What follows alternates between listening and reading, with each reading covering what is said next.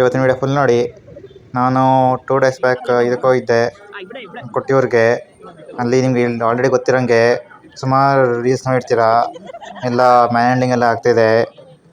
So ನಮಗೆ ಮುಂಚೆ ಗೊತ್ತಿರಲಿಲ್ಲ. ಹೋದ್ಮೇಲಂತೂ ನಮ್ಗೆ ಓಡೋಕ್ಕೂ ಆಗ್ತಿರ್ಲಿಲ್ಲ, ಅಷ್ಟು ರಶ್ ಇತ್ತು. ಹೆಂಗೆ ನೋಗ್ತಿದ್ರು ಅಂದರೆ ಅಯ್ಯಪ್ಪ, ನಮಗೆ ಲೈನಲ್ಲಿ ನಿಲ್ಲೋದಿರಲಿ, ಉಸಿರಾಡೋಕ್ಕೂ ಆಗ್ತಿರ್ಲಿಲ್ಲ. ಆಮೇಲೆ ಕರ್ನಾಟಕದಿಂದ ಇನ್ನೂ ಯಾರ್ಯಾರು ಬರಬೇಕು ಅಂದ್ಕೊಂಡಿದ್ದೀರಾ, ದಯವಿಟ್ಟು ಈ ವರ್ಷ ಯಾರು ಬರಬೇಡಿ. ಯಾಕೆಂದರೆ ಒಂಚೂರು ರೆಸ್ಪೆಕ್ಟ್ ಇಲ್ಲ ಕರ್ನಾಟಕದವ್ರಿಗೆ. ಆಮೇಲೆ ಪೊಲೀಸ್ ಸೆಕ್ಯೂರಿಟಿನೂ ಅಷ್ಟೊಂದು ಇಷ್ಟ ಆಗಲಿಲ್ಲ ನನಗೆ. ಯಾಕೆ ಅಂದರೆ ಕ್ಯೂ ಸಿಸ್ಟಮ್ನ ಕರೆಕ್ಟಾಗಿ ಮೇಂಟೈನ್ ಮಾಡಬೇಕು, ಒಂಚೂರು ಕರೆಕ್ಟಾಗಿ ಮೇಂಟೈನ್ ಮಾಡಿಲ್ಲ.